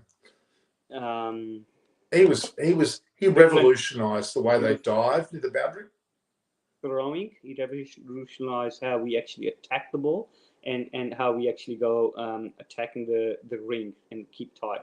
And that's what this ball. You just watched that last ball. Freddie gone again, searching for swing, and McDermott's just teed him off down the line. It's okay. I don't mind that because McDermott's taking the risk down the ground. The ball hit the bottom of his bat. He's gone through the shot and hit the four. I don't mind it because if that ball swings, it's a chanceless shot to hit aerial straight down the ground. It's mid off, and up. It's the best shot you could do. Yeah, but I don't mind that line. I don't mind that length as well. You're going searching. So what a free. So Sydney's going through some sub-zero temperatures all of a sudden. We've got this. It looks like someone left a refrigerator open. Oh, is it cold? Cold weather? Is it? It's freezing in here. Oh, is it? Wow. We still got fans. I think the line is not right. I think Shaheen Afridi's just not. He needs to get Travis on the back foot. He needs to get a few balls where lift on him and get him on the back foot. Yeah, no, I think the carry in the pitch is not there. That's the problem. Tried a bouncer from Harris Rove, but the ball hasn't gone up. So let's see if he tries another bumper. But they're attacking the stumps well on that hard length. I'd like that. And Harry's constantly bowling at that mid to high 140s. Look at Harris Ralph's face. He looks very stressed. Yeah, he's gone. They're showing his last over's pace. It was quite high, 141 to 146. He's been up at the pace, really solid pace from him, and I like the way he's approaching. His fastest ball's 146 at the moment. 146. I think he'll hit 150 today. He's fit. He's running in hard, and that might be the way to go. He's testing heads out. He had heads taken on him. But yeah, he's been good. Ralph carrying an injury? Look at his face. Have a good look at his face. He's grimacing. Yeah, he's not carrying an injury. I spoke to him this morning before the game. Before he left the hotel, he's fine. Look at his face. Yeah, it's hot. It's 38 degrees. it's hot. He's learned his English. He's learned English. Probably from you most. No, he probably got that word from you. I don't know. I'm not that bad. I never forget with him and Irfan. Was it Irfan and the other two, and Osman Khawaja and the tuk-tuk driver, whatever his name was. I've forgotten his name. He went by the wayside, didn't he? He didn't go any further. They all played on the one side. That was hilarious. They bowled with Shapali. That was funny. That's right. Yeah. Shapali was so gutsy, she let Harris bowl full pace at him. To her. Yeah, I know. That's interesting. What do you mean, Pat? Paulie was saying it's hot like hell. In Sydney? Hot like hell. Your home must be cold. You got the aircon going? Now, look, there's no doubt that Pakistan's lifted their bowling performance for sure. Yeah, are they going to go for review? I think it's too high. They won't go for So review. Khawaja and Head could open instead of Warner and Finch for the World Cup. I'm happy with Khawaja opening. I like Khawaja opening, but because Khawaja was playing short form cricket, he was playing really well at one stage for Australia. Exactly, he was, no doubt. His one-day numbers are still really good. His one-day numbers in domestic and international are really good. You don't mind pulling up his stats, do you? Yeah. So Well, they're not flying ahead. At least they're no. building momentum. But they're not flying ahead. That's No. one thing for sure. Look, 5.5 overs, 26. Last time they were 50 by the time the 6 overs mark finished, because they were scoring at 10 and over last game. It was poor execution from Pakistan that led to Travis Head scoring freely. At this point in time, they're not. They're going at about 4.5, 5 and over, which is quite understandable at this pitch. So it's 4.46 run rate, which is pretty okay on that flat deck. And Harry still it up to 145.8. So it's He's good. just.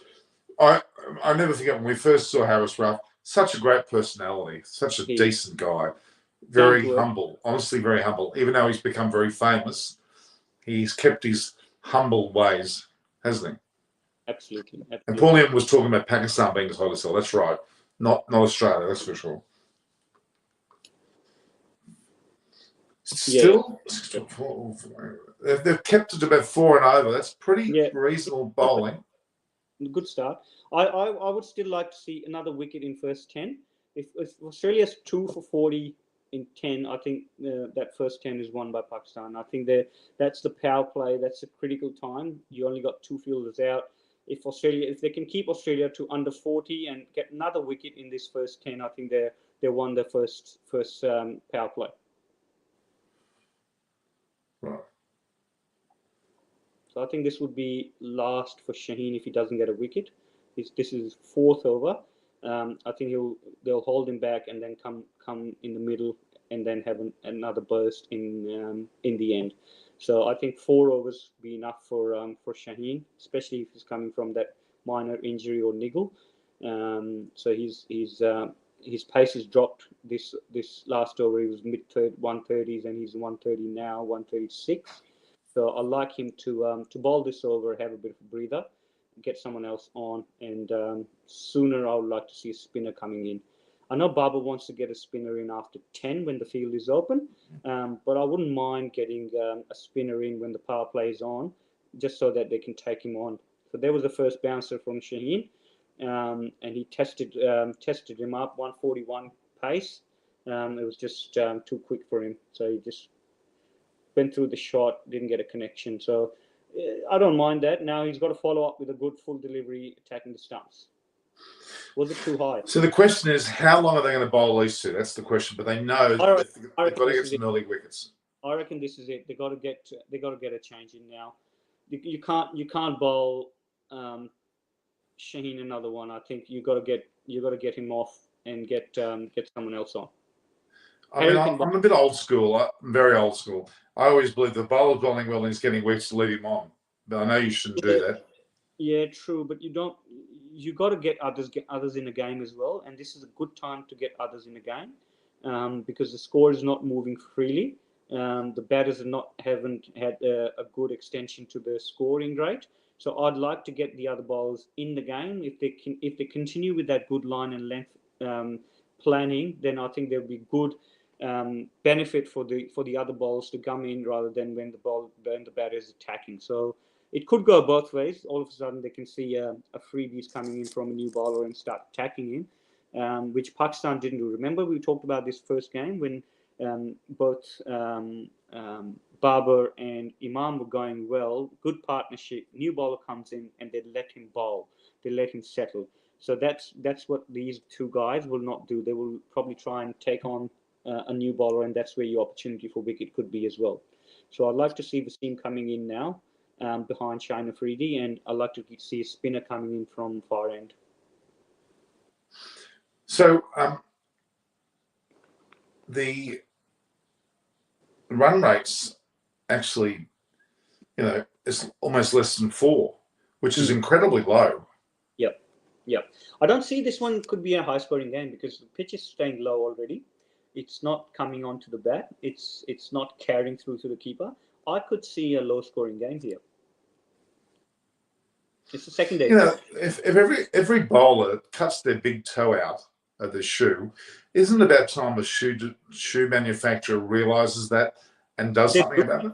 They do that. They actually make the shoe with the toe cut out, and it's natural. And Shane's gone around the wicket. Where'd that go? Where'd that go? Yeah, that was a mighty hit. McDermott got a hold of that. Jesus. That's right. And that's the problem. You're bowling well over the wicket. You've gone around the wicket right in the arc of McDermott. And we know from here, our experience from Big Bash, and we've seen him enough in Australian domestic that he loves anything in that arc because he swings it through. It's just two different batters. You've got to have two different line of attack to both. You can't just have the same line of attack. This line is good to Travis Head, but not good to McDermott. He loves anything in his arc, and he was eyeing on that. And with the swing of the bat, his bat speed, it just carried over into the stand. So another 6. Now I'm going to ask the obvious question. I should know the answer to this. Ben McDermott is the son of Craig McDermott. He's son of Craig McDermott, yes. It's a pretty big deal when you think about it. I mean, yeah. His 2 sons both have played for Australia. His older son Alistair, he played. Got 2 other sons, isn't he? Yeah, 2 young ones from the other wife. But Els played Queensland cricket, but then he ran in with the injuries. He played for Thunder as well. He played one day for Australia before he broke down, and then he just couldn't come up. Now he's doing some club coaching here in Brisbane, whereas Benny moved from Brisbane to. He played actually first year of Big Bash with Brisbane Heat, and he wasn't getting enough runs or enough goals, so that's what made him move. And that move had worked really well for him. So he's gone to Hobart and really made the Shield team, playing consistently in the Shield cricket as well, making runs. And white ball cricket is where he's made his name. He's had fantastic Big Bash. Last 2-3 years he's been fantastic. He scored 200s in this Big Bash as well. He hits the ball hard. He's really good, and he keeps well as well. So you wouldn't be surprised one day he'll be keeping. And that's another win. So Ralph is now into his 4th over. Yeah. I'd like to see change after this. A double change. Batters are getting used to the pace. Batters are getting used to them. Bowlers are getting tired. It's hot. Remember, it's 38, 39 degrees. It's not easy in dry heat. You got to keep the short, sharp spells. Keep the bowlers changing, and that would actually upset the batters because all of a sudden different kind of bowlers coming in. You're not used to all of a sudden the same bowler. Because they're bowled 4 overs each now. Batters used to that pace, that lines, that attack. He's just not letting the ball loose. He's got to let loose. But they're batted well. After that, they're not bowling badly at all. We're keeping them pretty tight, actually. True. They batted well. They haven't gone out hard. 7.2 overs, 36 runs. They haven't really opened it up. The game hasn't gone too open, and they've played within themselves. All of a sudden, a wicket here, especially if they get McDermott out, who's attacking. All of a sudden, Marnus is in there and get the spinners on. It could be anything. I still can't believe that day that we sent Harris, Ralph, and all those guys that bowl net bowling to Australians. Remember that? They were so excited. And look at them now; they're actually really bowling against them. And they both used to come and bowl for us in Sixers nets as well. So you were there a few times to watch them bowl. And batters didn't used to like the pace that these guys bowl at them. And especially in the nets environment, it's hard to face these 2 guys. They're really quick and bowl. I love the way that Sat Vergara is thinking about form and saying that McDermott would have been a better person for KK than Finch. But Finch has got a very good IPL record. Yes, but I don't mind that call. I know Finch has got a good record, current form, and we spoke about picking the players on current form. You've got to pick the player on a current form. McDermott's current form, I agree he should have been picked. And if the KKR were looking for a replacement player, McDermott would have been a perfect choice. The also other player that I thought would get picked was Hayden Kerr from Sixers. His current form was fantastic. The 90 he scored against Adelaide Strikers, and the wickets he took against the big names, and he was really good for Sixers as well. I thought he would get a small contract from IPL, but he didn't. So that was disappointing. Good. Once Harris Ralph cracks the Test team, he'll be a mainstay. Yeah, I reckon he and Shaheen should open the bowling together. Hassan Ali's something's not right there. No. I think these three quicks will do good service to you. Shaheen, Harris Rauf, and Naseem Shah. I like the trio. All three can bowl 145 plus. All three can reverse the ball. It's really, really good. Find two good spinners, and I think you've got a good Test team. In the one day, we need to find another bowler. We need to find one good white ball bowler. I don't know if Wasim's got the answer. Now, Safra Bigara. That is a very good pickup shot. He's gone again with a little bit of hard length. Oh, that was a good shot. That was a good shot from McDermott. That's right. Went for hard length. The ball didn't carry. Again, it did not went up above his knee roll. You watched the length. It's short, but it didn't go any higher above the stump. So it was really, again, McDermott sits on his back foot, eyeing on those balls. Anything in his arc where he can swing through his arms. He did that to Shaheen last over. He did that again here. And that is what he'd be looking for. So you can't go too short at him. And that was the last ball of the over as well. So, I know Harry would be very disappointed on that delivery and that execution. It could have gone fuller, getting to drive, but, it's a different choice. So I'd like to see a change of pace, change of bowler here. Try and take the pace off the ball. I'd like to see a spinner coming in sooner rather than later. I know it's still power play. Yeah, they probably need to change it up, don't they? Ben McDermott's getting used to the pace. Exactly right. Exactly.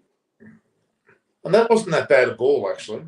No, it's just that length didn't get up. The one point that I've been making quite beautifully played. Yeah, the front of square leg.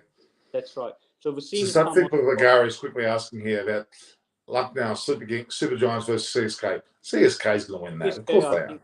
CSK. Not just because it's Dhoni's team. If Paul Newman's right, Australia has recovered well after the early wicket they've lost. He's right.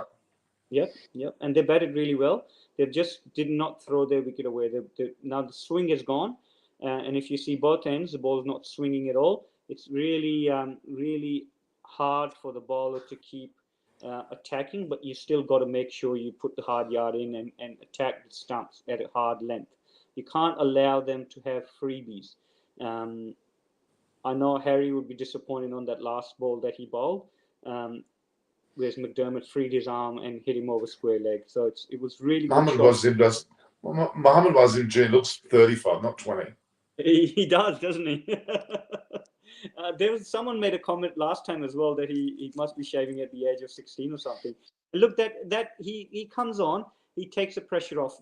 First ball down the leg stump, second ball he offered width, and it's 4. So you can't afford to do that from your first change bowler. He's got to carry on the way your first 2 bowlers were doing. You can't allow batters to just sit on that width, both sides of the wicket. It was too wide, and McDermott's too good to hit that. Too good to miss that. So Babar's not happy as well. He's just again shaking his head and showing his disgrunt. So again, with Toffa, you can't do that. Second ball in a row, he's just punched that through point. It's 4 again. So all of a sudden he's come on, leaked 11 runs in 3 balls. That's to me, it's not good enough at international level. So you got to find that first change bowler who can follow up from your first 2 balls and who's kept it tight. 7 overs for 42 runs. All of a sudden, Wasim's come in and leaked 11 runs in 3 balls. Oh, look, there's no doubt. Ben McDermott has come out of it. I mean, there's those centuries he's got in the BBL have put him on the map.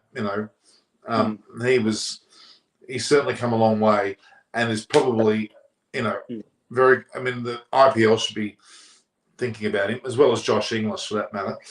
They both should be in contention, but Yep. he could well replace Aaron Finch. I think Ben McDermott is a worthy opener there with a left-hander. Whether that's someone like Travis Head, I don't think so. Probably Warner's not going to give up his short-term career just yet. I think he's still there for a couple of years. I like Philippi as well. He's been around the IPLs as well. He's got his run last year, first game in IPL as well. So he's making his mark already in India. McDermott should be there, but I think it won't be long before he gets there.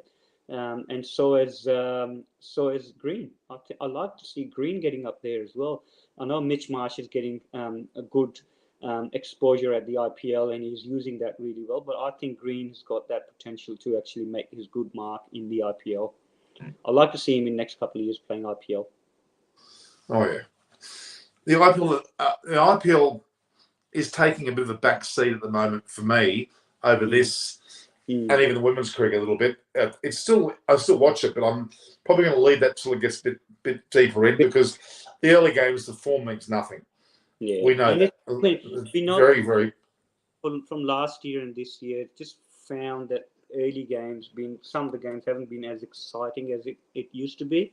So the audience hasn't really gone into the competition earlier on. The viewership was not as high, but obviously with India, anything is higher than what Australia would have. But I think come pointy end of IPL, I think everyone would be keenly watching, and especially with the two new teams, they'll be keen to see how the teams respond. The other thing that is critical in IPL is just being played in set cities, so you can set a pattern up and start to build up the set plays. Especially for the analyst perspective, you can start to see what's working, what's not working straight away, because the games are in those couple of venues where they're not going away anywhere. Streaky four for Heads, just edged. So they're letting Ralph on for his fifth over. They've taken Shaheen. Oh, he's just nicked it through the slips. But yeah, they left Ralph on for fifth over, which is interesting, and they've taken Shaheen off. Yeah. All right, I've got to get going now. So let's leave it at this. We'll watch the end of this over. Hang on, just 2 seconds. You keep talking. Back a sec. So, interesting thing was if they were going to take him. Keep him on, I would have kept one wider slip or third slip on for him. That's sliding away delivery. But yeah, it's interesting to go with Harry for that fifth over, I think.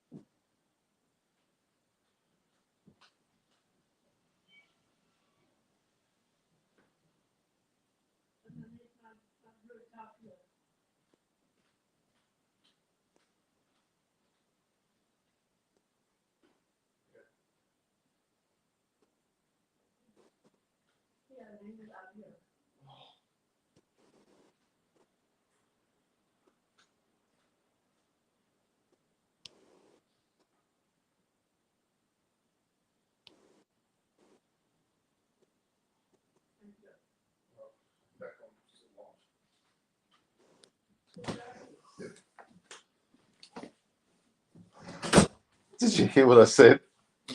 Sorry, Did you hear the background? No.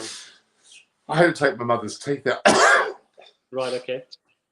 All right, it's much information. All right, Pakistan should have batted first, that's for sure. Well, I think it's just... They should have batted first. Okay, Shaheen and Ralph, they're taking the risk. They thought that those two would make a dent, and they started that way. They bowled very well, but they're losing it a bit now.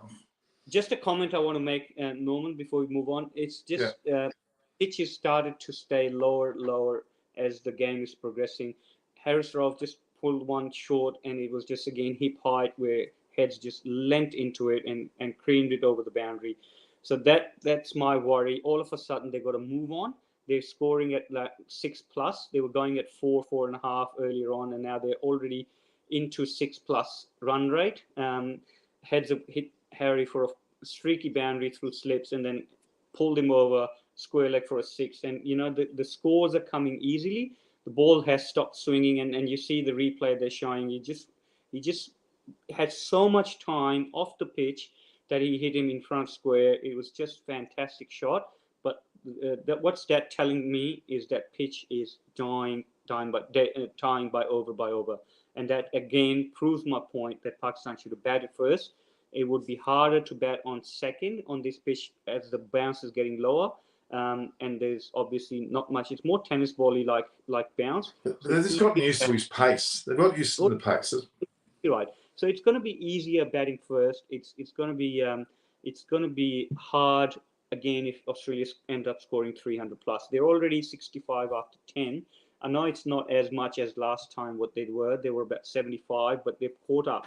As we were saying earlier on, if Pakistan keep Australia at 8 over mark, they were 26, and all of a sudden they're 6 over mark, they were 26. All of a sudden they're in next 4 overs, they've scored 40 runs. So they have all of a sudden got to move on. It'd be hard to contain them. I would like to get a spinner on straight away.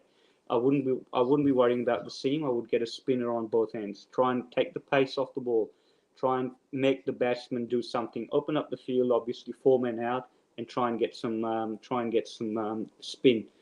They're continuing with Wasim, so let's see how interesting that would be. I would like to see a spinner from top ends, definitely. Yeah, they've missed an opportunity here, in my opinion. They could have broken up. They've given the batsman enough of a groove to get used to the pace. Hence the 6 that Travis had hit off Ralph. It was about just getting used to the pace. You should never do that. You should chop and change. It's been a bit. And look, they're saying that Head's batting well, but he's also batting lucky. But that's it. He's doing what he's been told to do. Go out there and have a hit. At least McDermott's got something about him that I'm really liking.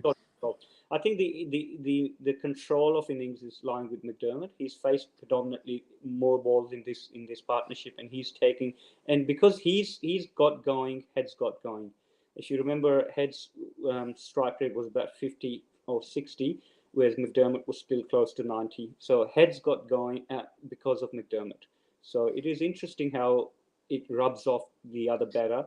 And it's unfortunately it hasn't rubbed off onto Finch for a long time. It's just not. I'm not very impressed with Mohammad Wasim Jr. to be honest. I'm not saying anything that's. He looks very pedestrian, very predictable, and not penetrative at all. When they've got players that are in their squad that probably are a bit more penetrative, I'm not impressed with him. He's not bowling fast enough. No, he hasn't impressed me. He's bowling at 130. It's not fast enough for that pitch. He hasn't got anything different, like a variation, slower balls, bumper, or Yorkers that he can, trouble the batsman. He's just hitting that hard length. With that pace, it's too easy. I'm just not sure what his job is. Is it a wicket-taking bowler, or is he just a keep an end tidy type bowler? I'm not sure. I think he wants to be a wicket-taker bowler, the way he runs in hard and wants to bowl fast. But at 131 clicks, you're not wicket-taker, really. You are just holding the end. And you're not really going to be penetrative enough if you're bowling at that 132, 135 pace. It's not what you... That was 131. That's right. That's not... At modern-day cricket, it is really pedestrian. It wasn't a slow ball either, I don't think. I think he bowled through the line. It wasn't a slow ball. No. So, unfortunately for me, I've seen enough of him. I think he's got to go back in domestic and try and do something. But I've got to get spinners on. I can't let that partnership continue to grow and scoring rate continue to grow. You've got to get spinners on now. So was Ben McDermott a fast bowler at any point? No, he wasn't, was he? No, he was. Alistair McDermott wasn't he? Yeah, he was a fast bowler. So we'll see the end of this over, mate, and then I'll probably... I won't be far behind you, I think. We've been on for 2 hours. It doesn't feel like 2 hours, though, does it? No, it's been a decent conversation. I think it's been a very solid participation from your viewers as well, so it's really good. I think that's the end of the over. 11 gone, 1 for 71, and I think if they don't bring spinners on, they're missing the trick. Another See, three. okay, just quickly, why don't they keep a first slip in there? I know, Stop that thing happening. defensive. That's all it is. It's the defensive. Travis said they would have had Travis said as well. He'd stick one through the slips. Well, that would have been that was actually well played. That was he guided that. He didn't edge it. He just opened. But still, it would have been close enough for a chance. True. Anyway. Yeah. All right, Moses, thank you. We'll talk in the next few days again. Thanks for inviting me, and thanks to your audience. Thank you, everyone. It's been great having you on again. Thank you, Moses. Bye. Ciao. All right, guys, we've been on for over 2 hours. It's been fantastic talking to you. Paul Newman has been on for most subject, Bulgaria, having a go about head. He's doing well again. Yes, he is doing well, but he could have easily got him early. I'll tell you now.